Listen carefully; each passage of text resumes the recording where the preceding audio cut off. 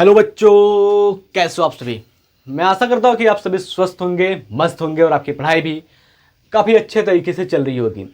प्यारे बच्चों, आज की इस क्लास में मैं आपको पढ़ाऊंगा मेंस्ट्रुअल साइकिल, यानी कि हम आपको पढ़ाने वाले हैं पीरियड के बारे में, जिसको हिंदी में हम कहते हैं आवर्त चक्र के बारे में हम आपको समझाएंगे।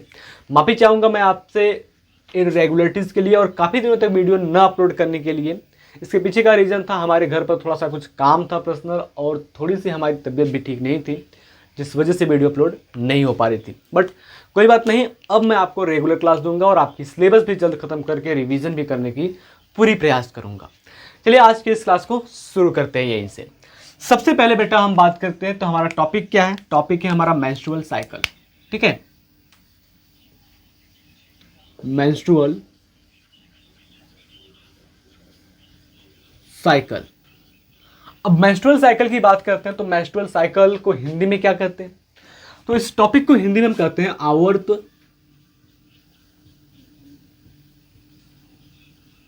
चक्र। ये बात समझ में आई।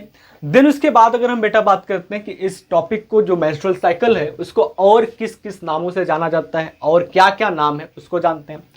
सेकेंड नेम की बेटा अगर हम बात करते हैं तो इसको हम कहते हैं पीरियड, या फिर इसी को हम शॉर्ट फॉर्म में कहें तो कहते हैं एमसी, मेंस्ट्रुअल साइकिल। हिंदी में अन्य नाम क्या हो जाएगा, तो हिंदी में अन्य नाम हो जाएगा, इसको हम कहेंगे ऋतुस्राव। इसी को हम कहते हैं महावरी,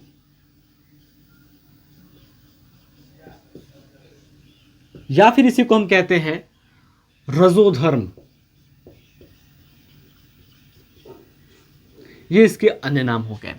देन उसके बाद बेटा हम बात करते हैं कि मेंस्ट्रुअल साइकिल किसके अंदर पाया जाता है, या फिर मेंस्ट्रुअल जो फेज होता है वो कितने टाइप्स के होते हैं और ये कितने दिनों का होता है, इन सभी को बात करेंगे। सबसे पहले अगर हम बात करेंगे तो आपके एनसीईआरटी के, जहां आपका आवर्त चक्र यानी कि मेंस्ट्रुअल साइकिल शुरू होता है, वहीं पर लिखा हुआ है कि मेंस्ट्रुअल साइकिल जो होता है वो फीमेल प्राइमेट के अंदर पाया जाता है। फीमेल प्राइमेट कौन है, तो फीमेल प्राइमेट यानी कि जो बंदर होता है, वो कपी, वो यानी कि मनुष्य, इसमें अंदर ये क्या होता है, मेंस्ट्रुअल साइकिल पाया जाता है। बाकियों के अंदर क्या होता है, कौन सा साइकिल पाया जाता है, तो बाकियों के अंदर एस्ट्रोजन साइकिल पाया जाता है। जैसे कुत्ता हो गया, ठीक है, फीमेल कुत्ता जिसको कहते हैं कुतिया, उसके अंदर हो गया। इन सभी के अंदर क्या होता है भाई, एस्ट्रोजन साइकिल पाया जाता है। चलिए इधर आते हैं, तो हम बात करते हैं कि मेंस्ट्रुअल साइकिल किसके अंदर पाया जाता है। तो हम लिखेंगे menstrual cycle, menstrual cycle found in female primate. Female primate किस में अंदर पाया जाता है भाई, पाया जाता है ये फीमेल प्राइमेट में, like monkey, apps and human. साथ ही साथ बहुत सारे लोग होते हैं जैसे चिंपैंजी वगैरह हो गया, इसमें भी ये क्या होता है, मेंस्ट्रुअल साइकिल पाया जाता है। इसी बात को क्या कहेंगे कि जो आवर्त चक्र होता है, आवर्त चक्र जो होता है ना, ये आवर्त चक्र मादा प्राइमेट, मादा प्राइमेट जैसे जैसे बंदर, कपी एवं मनुष्य आदि में पाया जाता है।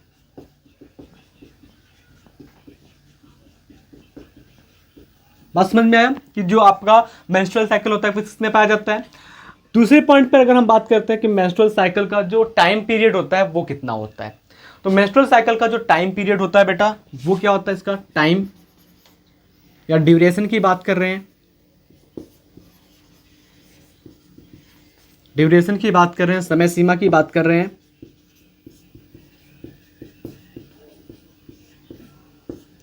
समय सीमा की बेटा अगर हम बात करते हैं यहां पर, तो ये क्या होता है, 28 से 29 दिनों तक होता है।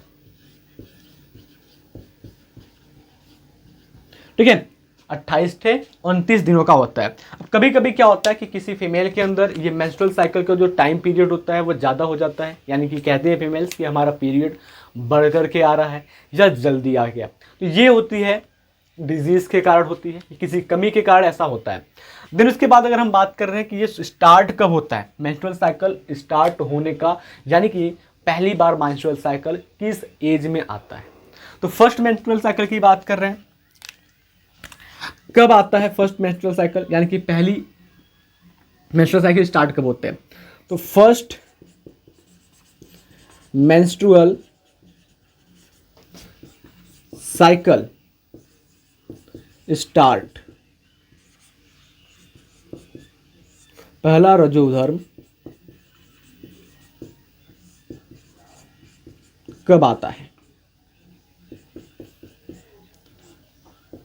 पहला रजोधर्म कब आता है, तो जब कोई फीमेल प्यूबर्टी यानी कि यौनावस्था में 12 से 13 साल की हो जाती है, तब उसमें क्या होता है, पहली बार मेंस्ट्रुअल साइकिल आता है, मेंस्ट्रुअल साइकिल स्टार्ट हो जाता है, उसका पहला पीरियड आता है। ठीक है, तो अगर हम बात करते हैं तो क्या हो जाएगा, एट प्यूबर्टी एज। ठीक है, at puberty as, eight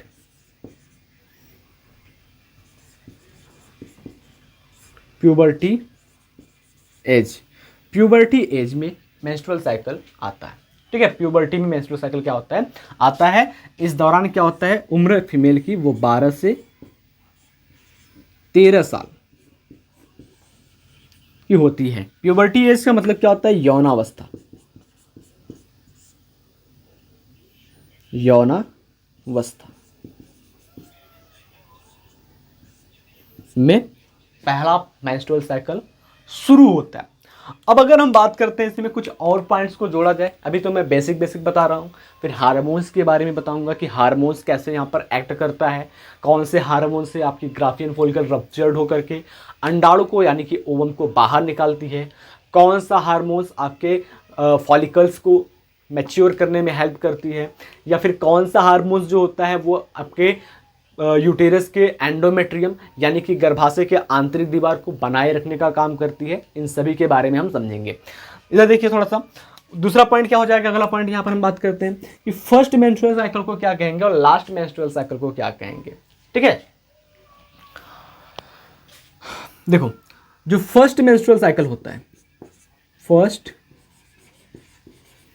menstrual cycle card and second last menstrual cycle, last menstrual cycle card. First menstrual cycle का मतलब क्या होता है, प्रथम रजोधर्म। लास्ट मेंस्ट्रुअल साइकिल का मतलब क्या होता है, आखिरी जो रजोधर्म होता है वो, उसका हम क्या नाम देते हैं, किस नाम से जानते हैं, इसको जानेंगे।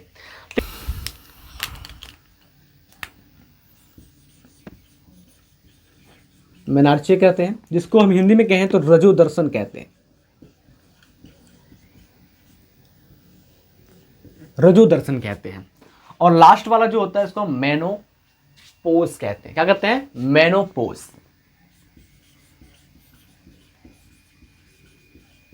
मेनोपोज यानी कि इसको हम कहते हैं रजोवृंत,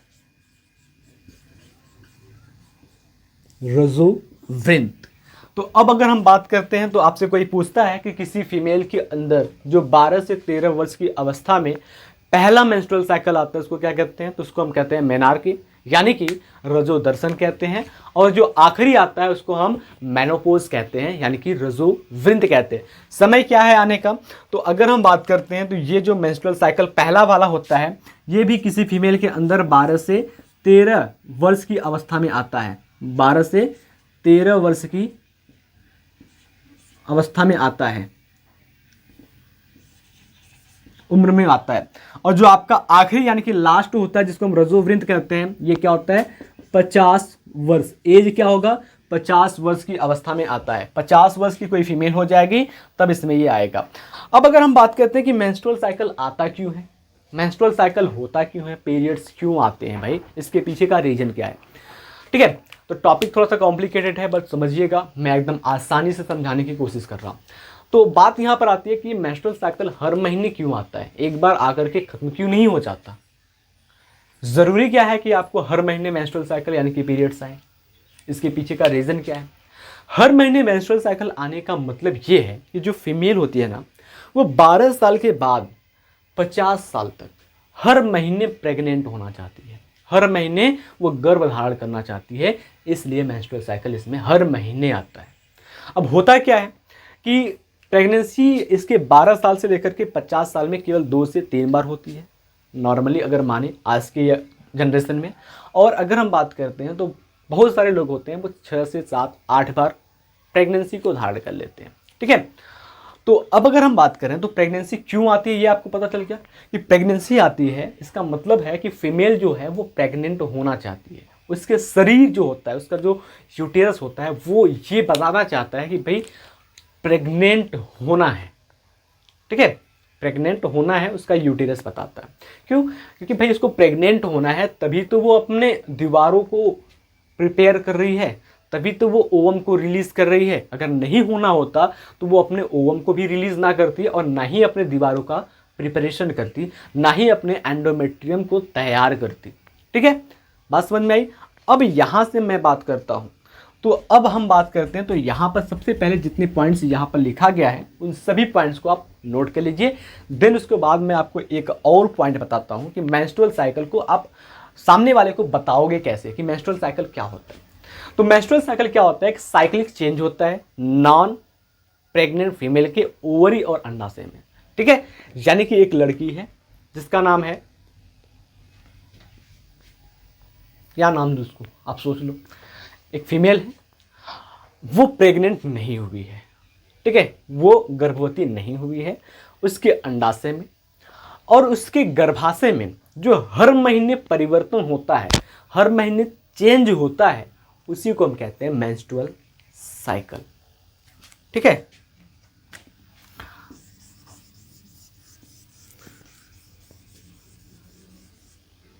यहां पर मैं डेफिनेशन लिख देता हूं ना, लड़की का नाम चलो मैंने सोच लिया, लिंडा रख देता हूं, ठीक है। लिंडा नाम की एक लड़की है जिसके ओवरी में और यूटेरस में साइक्लिक चेंज हो रहा है हर महीने, और वो लिंडा प्रेग्नेंट नहीं है। तो हम कहेंगे cyclic change occur in ovary and wall of uterus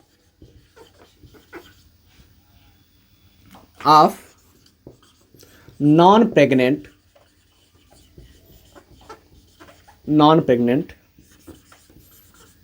female called MC menstrual cycle। बात समझ में आई बेटा अच्छे से? चलो आगे हम बात करते हैं इसी को हिंदी में कैसे लिखेंगे। किसी अगर्भवती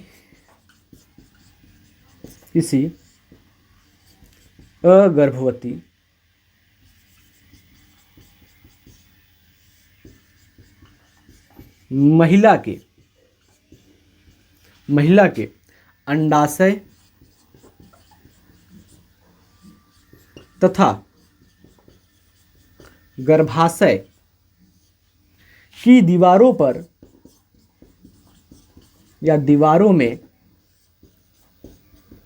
क्रमिक परिवर्तन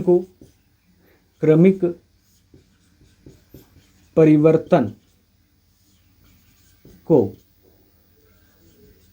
आवर्त चक्र कहते हैं। बात समझ में आया बेटा? ये साइक्लिक चेंजेस होती है फीमेल के यूटेरस में और ओवरी में। वो साइक्लिक चेंजेस का मतलब क्या होता है, जैसे हम बात करते हैं, ये साइकिल हो गया ना भाई, यहां से शुरू हुआ, चलते चलते यहां पर आया और ये नष्ट हो गया, वापस से शुरू हो रहा है यही फेज, वापस से चलता रहे, इसे को हम साइक्लिक चेंजेस कहते हैं। आगे अगर हम बात करते हैं, जो पूरी मेंस्ट्रुअल साइकिल होती है वो कितने दिन की होती है भाई? 28 से 29 दिन की होती है। इस 28 से 29 दिन की अगर हम बात करते हैं तो इस 28 से 29 दिन को कुछ पार्ट में डिवाइड किया गया है। एक बेसिक पार्ट में बताता हूं, तो बेसिक पार्ट में आपका क्या हो जाएगा, सबसे पहले हो जाएगा मेंस्ट्रुएशन, ठीक है। सबसे पहले क्या हो जाएगा? मेंस्ट्रुएशन, जिसको हम कहेंगे ऋतुस्राव यानी कि रजोधर्म कहेंगे। ये जो टाइम पीरियड होता है वो किसी फीमेल में 1 से 3 दिन तक चलता है, किसी फीमेल में ये 1 से 5 दिन तक चलता है। पहला हो गया।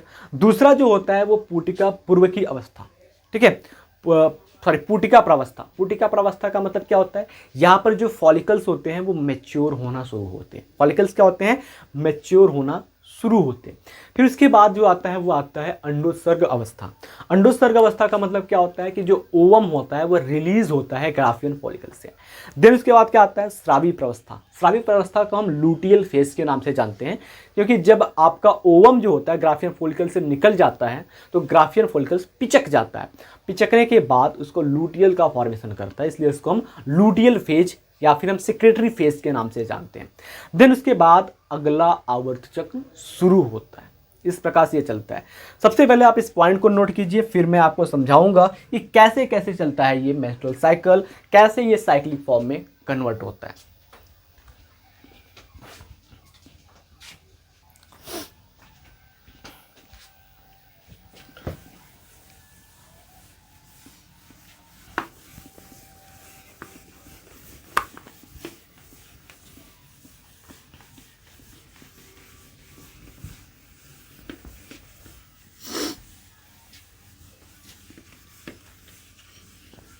देखो, जो फीमेल के अंदर मेंस्ट्रुअल साइकिल होता है वो एक साथ दो दो जगहों पर चल रहा होता है। मेंस्ट्रुअल साइकिल फीमेल के अंदर क्या होता है, एक साथ दो दो जगहों पर चल रहा होता है। कहाँ कहाँ पर चल रहा होता है, पहला तो वो चल रहा होता है उसके ओवरी में यानी कि अंडाशय में।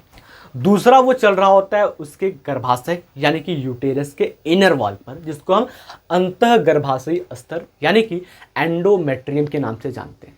अब ये जो होता है वो क्यों होता है, तो इसके लिए क्या होते हैं, ढेर सारे हार्मोन्स रिस्पॉन्सिबल होते हैं। हार्मोन्स का नाम मैं आपको बताऊंगा, फ्लो चार्ट के माध्यम से मैं आपको समझाऊंगा। एनसीईआरटी वाला जो फ्लो चार्ट है मैं इसका डायग्राम लगा दे रहा हूं, आप वहां से देखिए। इसको और भी सरल करके मैं आपको एक अलग डायग्राम से समझा रहा हूं ताकि और भी अच्छे से आपको समझ में आ जाए। फर्स्ट ऑफ ऑल, सबसे अगर हम बात करते हैं पहले, जब मेंस्ट्रुअल साइकिल शुरू होता है यानी कि कोई फीमेल जब 12 से 13 साल की होती है तो उसके ब्रेन में जो आपका हाइपोथैलेमस ग्लैंड होता है ना, ये जो आपका हाइपोथैलेमस ग्लैंड है, थोड़ा सा एक मिनट इसको मैं इरेज कर देता हूं। जो हाइपोथैलेमस ग्लैंड होता है,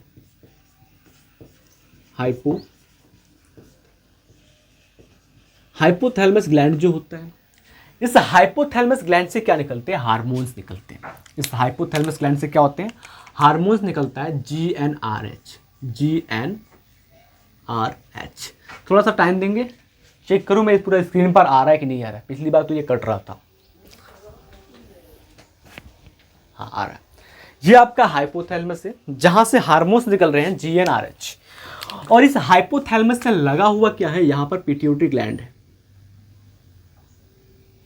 इस प्रकार से ये क्या है, यहां पर लगा हुआ पिट्यूटरी ग्लैंड है। अब ये GnRH क्या कर रहा है, एक्ट कर रहा है पिट्यूटरी ग्लैंड पर। GnRH कहां से निकल रहा है, हाइपोथैलेमस निकल रहा है। हाइपोथैलेमस से GnRH निकल करके पिट्यूटरी ग्लैंड पर एक्ट कर रहा है। इसका नाम क्या है, पिट्यूटरी ग्लैंड, यानी कि जिसको हम पीयूष ग्रंथि के नाम से जानते हैं। ठीक है, इसको हम कहते हैं पिट्यूटरी ग्लैंड। पिट्यूटरी ग्लैंड क्या करता है, एक्ट करता है, सॉरी, पिट्यूटरी ग्लैंड पर GnRH हार्मोन्स एक्ट करता है, जो निकालता है दो हार्मोन्स, एक निकालता है LH और एक निकालता है FSH। ठीक है, पहला निकालता है FSH और दूसरा निकालता है LH। ठीक है, जो FSH होता है इसको हम फॉलिकल स्टिमुलेटिंग हार्मोन कहते हैं।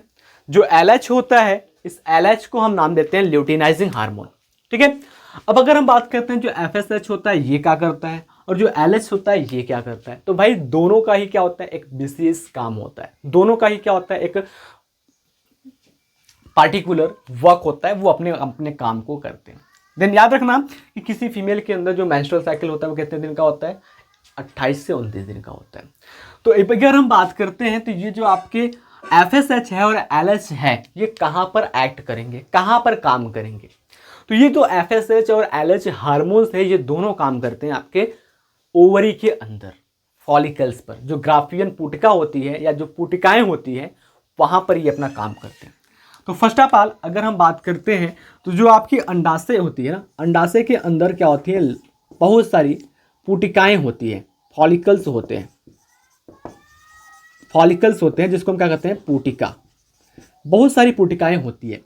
इन पुटिकाओं पर क्या करता है, जो आपका FSH है वो काम करता है। FSH इन पुटिकाओं पर काम करते करते इन पुटिकाओं को क्या करता है, मैच्योर करता है। ठीक है, ये प्राइमरी फॉलिकल्स बनाएंगी, देन सेकेंडरी फॉलिकल्स बनेगा, फिर देन क्या होगा आपका ग्राफियन फॉलिकल्स बनेगा। ठीक है, ग्राफियन फॉलिकल्स बनेगा। इस प्रकार से क्या होगा, यहां पर ये आपका ग्राफियन फॉलिकल्स बनेगा।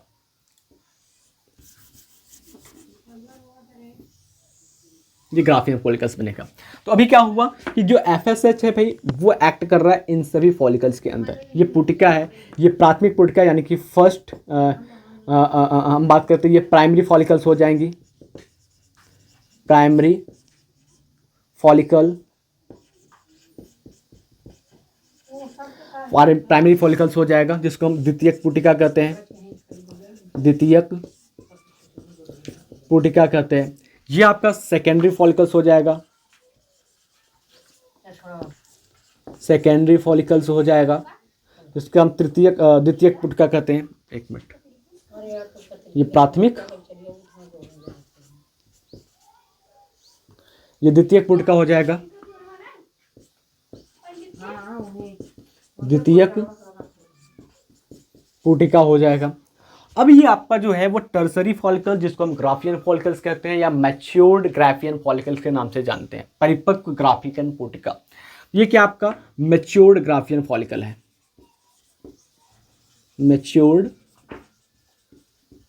Graafian follicle, matured Graafian follicles है। ठीक है, अब देखो यहां पर क्या हो रहा है, जो आपका FSH है ना, ये FSH क्या कर रहा है, इनके ऊपर काम कर रहा है, इस पुटिकाओं के ऊपर काम कर रहा है। तो पुटिकाओं के ऊपर काम करते करते ये एक हार्मोन्स को भी निकलवा रहा है पुटिकाओं से। इस ग्राफियन फॉलिकल से, इस फॉलिकल से क्या कर रहा है, एक हार्मोन्स को भी निकलवा रहा है। उस हार्मोन्स का नाम क्या है, एस्ट्रोजन। उस हार्मोन्स का नाम क्या है, एस्ट्रोजन। ठीक है, एस्ट्रोजन हार्मोन्स है। और क्या निकलवा रहा है, प्रोजेस्टेरॉन हार्मोन्स को निकलवा रहा है।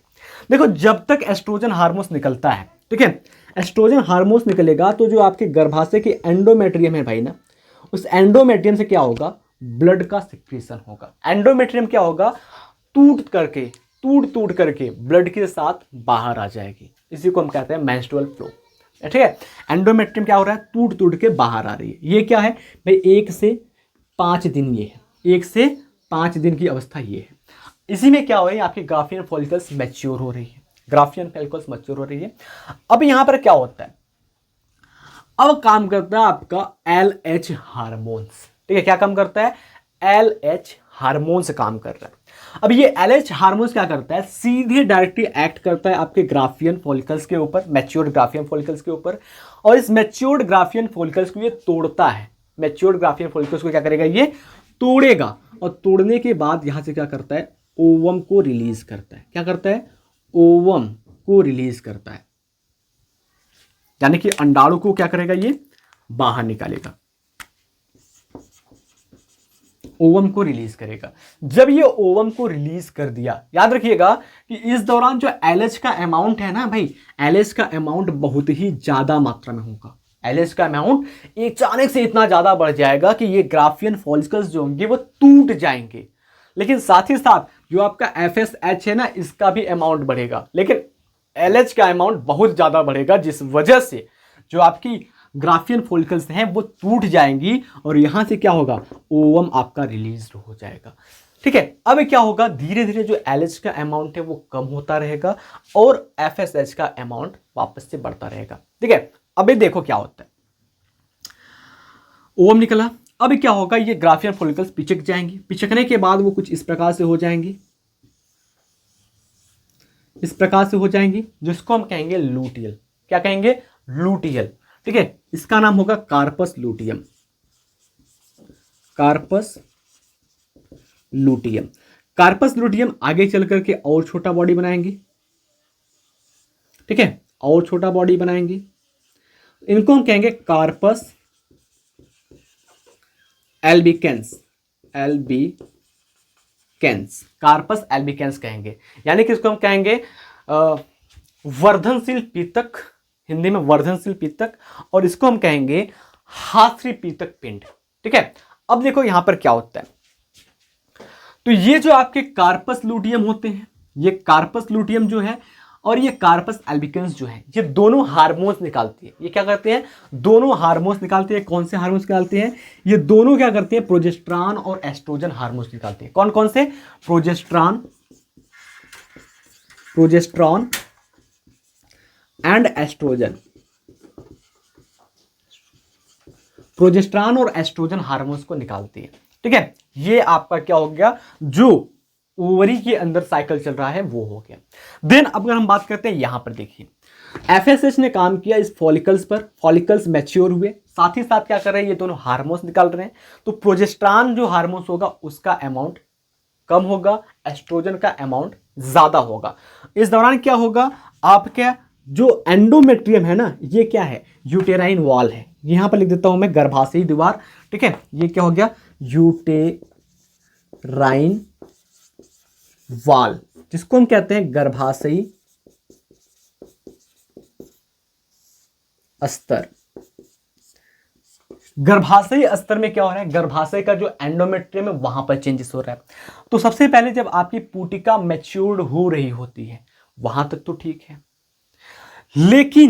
लेकिन अगर हम बात कर रहे हैं किसी फीमेल के अंदर जो पहला 1 से 5 दिन होता है पीरियड का, वो क्या होता है, उसमें क्या होता है, ब्लड का फ्लो होता है, जिसको मेंस्ट्रुअल फ्लो कहते हैं या रजोधर्म के नाम से जानते हैं। ठीक है, इस दौरान क्या हो रहा है, ब्लड ब्लीडिंग हो रही है। देन अब 1 से 5 दिन जब बीत गया तो वहां पर क्या होगा, जो प्रोजेस्टेरॉन की मात्रा होगी ना, वो प्रोजेस्टेरॉन की मात्रा इंक्रीज करना शुरू कर जाएगी। यहां पर क्या होगा, यहां पर जो हार्मोन्स निकल रहे हैं वो क्या होंगे, वो होंगे एस्ट्रोजन,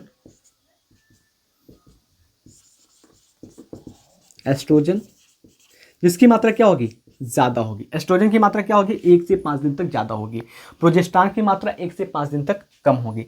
दिन क्या होगा, अब निकलेगा प्रोजेस्टेरॉन। प्रोजेस्टेरॉन क्या करता है, वर्क करता है फीमेल के एंडोमेट्रियम पर, फीमेल के एंडोमेट्रियम पर वर्क करता है, यानी कि मादा के अंतःगर्भाशय पर काम करता है। जब अंतःगर्भाशय पर यह काम करेगा तो अंतःगर्भाशय अस्तर क्या होगा, फिर से रिपेयर होना शुरू हो जाएगा। ठीक है, फिर से रिपेयर होना शुरू हो जाएगा। ठीक है, जब फिर से ये रिपेयर हो जाएगा तो अब क्या होगा, इसका मतलब ये रिपेयर हो रहा है तो यानी कि ये तैयार हो रहा है गर्भ धारण करने के लिए। क्योंकि भाई जब आपका इम्प्लांटेशन होगा तो इम्प्लांटेशन के दौरान जो एम्ब्रियो बनता है वो आकर के गर्भाशय के गर्भाशय स्तर पर चिपकता है, यानी कि यूटेरस के एंडोमेट्रियम पर आकर के चिपकता है। ठीक है, अब क्या हो रहा है, यहां पर प्रोजेस्टेरॉन क्या कर रहा है, वर्क कर रहा है। प्रोजेस्टेरॉन हार्मोन इसमें पिक पर है, प्रोजेस्टेरॉन हार्मोन एकदम पिक पर है और ये वर्क कर रहा है, इसको मैच्योर करवा रहा है। देन उसके बाद अगर हम बात कर रहे हैं तो ये आपका 14th डे है, जहां पर क्या हो रहा है, आपका ओव्यूलेशन हो रहा है, यानी कि अंडाणु बाहर आ रही है। अब मान लीजिए अंडाणु बाहर आ गई, गर्भाशय तैयार है बच्चे को इम्प्लांट करवाने के लिए। सपोज दैट मान लीजिए कि फर्टिलाइजेशन हुआ ही नहीं, निषेचन की क्रिया क्या हुआ, नहीं हुआ। जब निषेचन की क्रिया नहीं हुआ तो उस दौरान क्या हुआ, उस दौरान एम्ब्रियो नहीं बनेगा, जायगोट नहीं बनेगा, तो एम्ब्रियो नहीं बनेगा तो डेवलपमेंट उसका इम्प्लांटेशन नहीं होगा। तो क्या होगा, ये गर्भाशय की दीवार जो होगी वो वापस से उदास हो जाएगी और उदास होने के बाद क्या करेगी, ये वापस से टूटना शुरू हो जाएगी। तो इस प्रकार से क्या होगा, ये वापस से क्या होगा, ब्रेकडाउन होना शुरू कर देगी। ठीक है, जब ब्रेकडाउन होना ये शुरू हो जाएगी तो यहां पर क्या होगा, वापस से क्या होगा, ब्लड आएगा। वापस से क्या होगा, ब्लड, हमारे पास रेड कलर का मार्कर नहीं है यहां पर समझ लीजिए। तो वापस से क्या होगा, ब्लड आएगा। ब्लड क्या होगा, एंडोमेट्रियम जो होता है वो टूटता है, साथ ही साथ जो आपके एक बाहर निकले हुए होते हैं वो टूटता है। ठीक है, वो भी क्या होता है, बाहर से आ जाते हैं, जिस वजह से ब्लड आता है। ठीक है, यहां पर कौन सा हार्मोन काम कर रहा है आपको पता है, जब तक ये एंडोमेट्रियम मेंटेन है, जब तक ये एंडोमेट्रियम मेंटेन है तो यहां पर वर्क कर रहा है आपका प्रोजेस्टेरॉन हार्मोन। जैसे ही एंडोमेट्रियम टूटना शुरू होता है तो वहां पर काम करता है एस्ट्रोजन हार्मोन्स। तो ठीक है, अभी मैं आपको टाइम बता देता हूं कितना कितना टाइम हुआ है और इस टाइम ड्यूरेशन को कितने फेज में बांटा गया। ठीक है,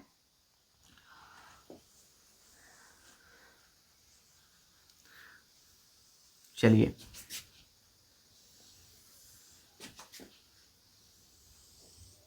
यहां पर देखिए, सबसे पहले मैंने बात किया ये 1 से 5 दिन तक, ठीक है। यहां पर 6 से 1 मिनट 6 से 13 दिन और ये 14 दिन। इसके बाद ये 15 से 28 दिन और ये वापस से आपका 1 से 5 दिन शुरू हो गया, ठीक है। ये आपका 1 से 5 दिन, जिसको हम कहते हैं रजोधर्म कहते हैं। क्या कहते हैं? रजोधर्म कहते हैं, जिसको ऋतुस्राव के नाम से जानते हैं। यानी कि इस दौरान क्या होता है, जो ब्लड होता है वो निकलता है, यानी कि इसको हम कहते हैं मेंस्ट्रुएशन। इस फेज को हम क्या कहेंगे? मेंस्ट्रुएशन कहेंगे। यहां पर लिखता हूं मैं, इसको हम कहते हैं मेंस्ट्रुएशन। मेंस्ट्रुएशन मेंस्ट्रुएशन यानी कि हम इसको कहते हैं ऋतुस्राव। ऋतुस्राव कहते हैं, ठीक है। उसके बाद अगर हम बात कर रहे हैं तो यहां पर क्या हो रहा है, आपके फॉलिकल्स क्या हो रहे हैं? मैच्योर हो रहे हैं। फॉलिकल्स क्या हो रहे हैं? मैच्योर हो रहे हैं। तो इसको हम कहेंगे फॉलिक्यूलर फेज। क्या कहेंगे? फॉलिक्यूलर फेज कहेंगे, यानी कि पूटिका अवस्था कहेंगे। क्या कहेंगे हम इसको? पूटिका अवस्था, यानी कि हम इसको कहेंगे फॉलिक्यूलर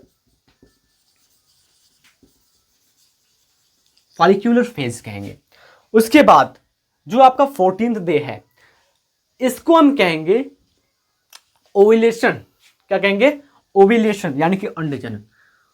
ओव्यूलेशन यानी कि अंडजनन कहेंगे।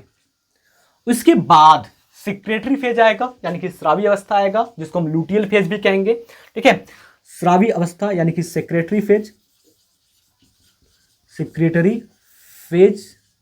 या फिर इसको हम कहेंगे लूटियल फेज कहेंगे। सिक्रेटरी अवस्था यानी कि स्रावी अवस्था, लूटियल फेज यानी कि लूटियल अवस्था के नाम से इसको हम जानते हैं। फिर उसके बाद क्या हो जाएगा, यहां पर नेक्स्ट मेंस्ट्रुअल साइकिल स्टार्ट हो जाएगा। तो मैं आपको बता दूं कि ये जो आपका चल रहा है, ये यूटेराइन वॉल के अंदर चल रहा है। ये जो हो रहा है, ये आपका कहां चल रहा है? ये चल रहा है आपके ओवरी के अंदर। ओवरी के अंदर ओवेरियन साइकिल इसको कहेंगे। ओवेरियन साइकिल मतलब ओवरी के अंदर जो साइकिल चल रहा है, यानी कि अंडाशय के अंदर जो चल रहा है, यूटेराइन वाल के अंदर जो चल रहा है, इसको हम यूटेराइन साइकिल के नाम से जानेंगे।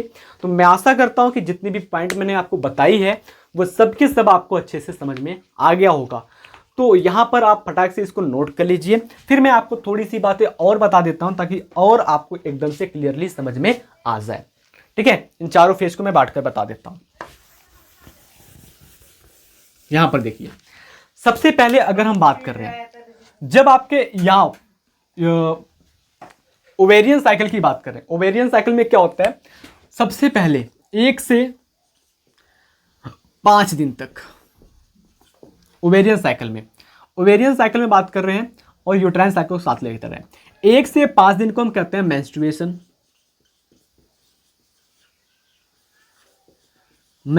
फेज कहते हैं। मेंस्ट्रुएशन फेज यानी कि अगर हम बात करें, इसको कहते हैं ऋतुस्राव।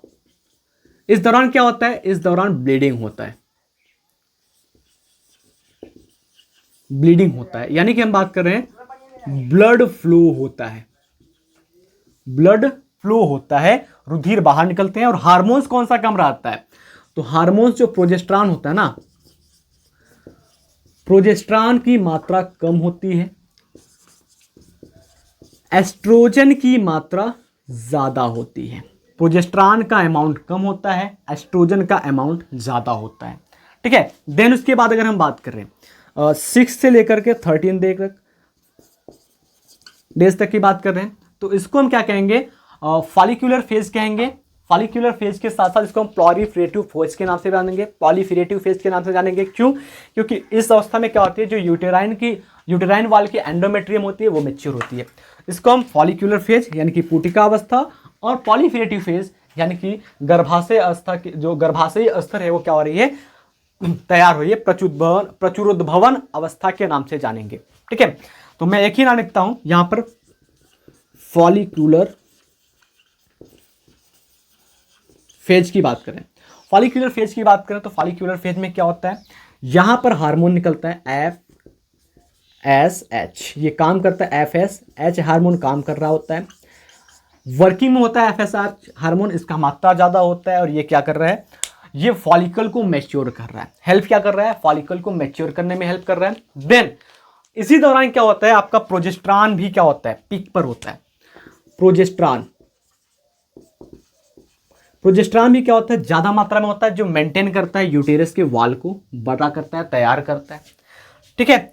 उसके बाद अगर हम बात कर रहे हैं डे 14 की, 14th डे की बात कर रहे हैं, 14th डे में क्या होता है, ओव्यूलेशन होता है। ओव्यूलेशन होता है भाई, ओव्यूलेशन यानी कि अंडाणु जनन होता है, और इस दौरान क्या होता है, जो LH यानी ल्यूटिनाइजिंग हार्मोन्स होता है वो ज्यादा पीक पर होता है, जिस वजह से जो आपकी ग्राफियन फॉलिकल्स होती हैं वो रप्चर्ड हो जाकर के ओवम को बाहर निकालती है। देन उसके बाद अगर हम बात करते हैं तो सेक्रेटरी फेज चालू होता है।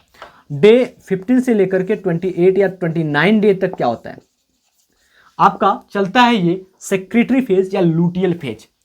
सेक्रेटरी फेज एसपी लिख रहा हूं मैं, लूटियल फेज को हम एलपी लिख दे रहे हैं। सेक्रेटरी फेज या लूटियल फेज लिख रहे हैं। उस दौरान क्या होता है, कार्पस लूटियम, कार्पस एल्बिकन्स का फॉर्मेशन होता है और वहां से भी हार्मोन्स निकलता है, प्रोजेस्टेरॉन और एस्ट्रोजन निकलता है।